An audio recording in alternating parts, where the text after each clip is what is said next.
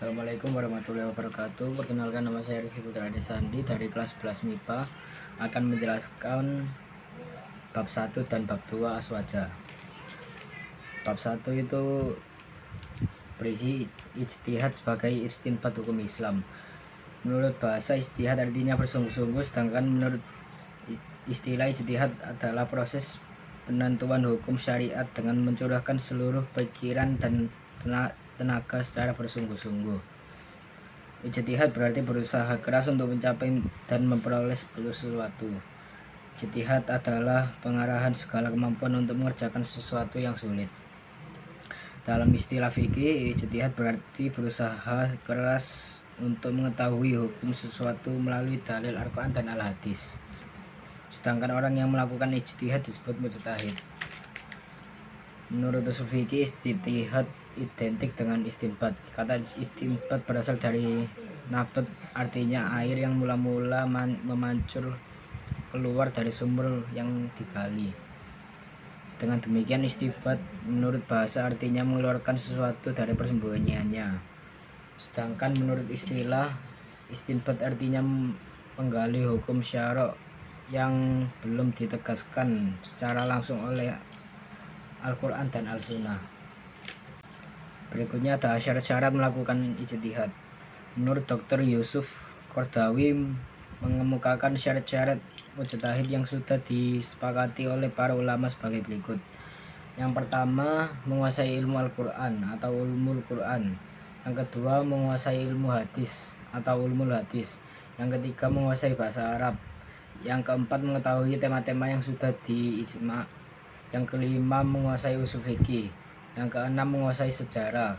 Yang ketujuh, mengenal manusia, alam, dan lingkungannya. Yang kedelapan, mempunyai sifat adil dan takwa. Kemudian ada beberapa ulama yang menambahkan syarat-syarat tersebut.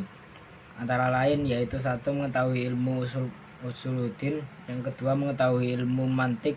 Yang ketiga, mengetahui cabang-cabang fikih. Poin B adalah tingkat-tingkat para mujtahid. Para mujtahid digolongkan dalam beberapa tingkat. Pertama, mujtahid mutlak. Kedua, mujtahid munasib. Ketiga, mujtahid fil mazhab. Keempat, mujtahid tarjih. Yang kelima, mujtahid fatwa. Yang ketiga ada poin C, tradisi Batul Masail. Batul Masail adalah forum yang dimiliki Jamiah NU untuk menjawab dan memecahkan masalah yang terjadi di masyarakat. KH Ahmad Ishamuddin mengemukakan bahwa Batul Masail setidaknya memiliki 4 fungsi. Yang pertama, fungsi ilmiah. Kedua, fungsi silaturahmi. Yang ketiga, fungsi konsolidasi. Yang keempat, fungsi kaderisasi. Poin D adalah sistem pengambilan keputusan hukum dalam Batul Masail. Yang pertama adalah proses penjawaban masalah. Dan kedua adalah hierarki keputusan Batul Masail. Selanjutnya adalah bab taklid sebagai cara pengamalan ajaran Islam. Poin A adalah pengertian taklid. Taklid berasal dari kolado yang berarti mengulangi, meniru, mengikat, atau mengikuti. Taklid adalah menerima perkataan atau pendapat seorang mujtahid tanpa mengetahui dalil dan metode yang digunakan dalam mengambil hukum dari seorang mujtahid. KH Ahmad Siddiq dalam bukunya Qitotho Nadliyah mengatakan bahwa bertaklid seperti mengikuti pendapat orang lain yang diyakini kebenarannya sesuai dengan Al-Quran dan Al-Hadis. Sedangkan jumhur ulumul usul fikih berpendapat bagi orang awam wajib mengikuti pendapat para mujtahid dan mengambil fatwanya. Dengan demikian, mukallid atau orang bertaklid adalah orang yang bisa memahami kitab-kitab fikih namun tidak mampu memilih mana pendapat yang berbobot dan tidak.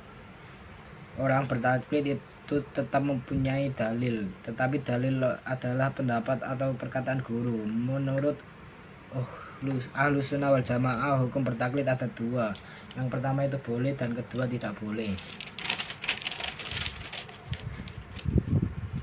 Poin B adalah hakikat bermadzhab. Madzhab menurut pengertian bahasa dari pendirinya jalan atau sistem dan pendapatan yang kuat. Adapun menurut istilah para ahli fikih, bermadzhab berarti hasil ijtihad seorang imam tentang hukum suatu masalah atau tentang kaidah istinbat sebagai metode untuk memahami ajaran Islam. Dalam praktiknya bermadzhab itu dibedakan dalam dua hal. Yang pertama ada bermadzhab secara manhaji, dan kedua bermadzhab secara kauli. Yang poin C, bertaklid bagi orang awam. Bertaklid bagi orang awam itu wajib. Para mujtahid memang mengharuskan bagi orang yang tak bisa menggali hukum dari sumbernya untuk bertanya kepada ulama. Bagi orang awam wajib mencari tahu berkaitan dengan layak tidaknya orang yang akan diminta fatwa. Manfaat bermadzhab dalam ajaran Islam. Yang pertama, bermadzhab dapat memudahkan bagi umat Islam untuk mempelajari ajaran agamanya. Yang kedua, bermadzhab menyelamatkan hukum umat Islam dari penyimpangan, salah tafsir, dan kekeliruan dalam memahami. Yang ketiga, bermadzhab dapat membatasi meluas peradaban pendapat di kalangan umat Islam. Cara bertaklid yang benar. Cara bertaklid yang benar dibagi menjadi 3. Yang pertama ittiba, yang kedua tarjih, dan ketiga talfiq. Sekian penjelasan saya tentang bab 1 dan bab 2 aswaja. Assalamualaikum warahmatullahi wabarakatuh.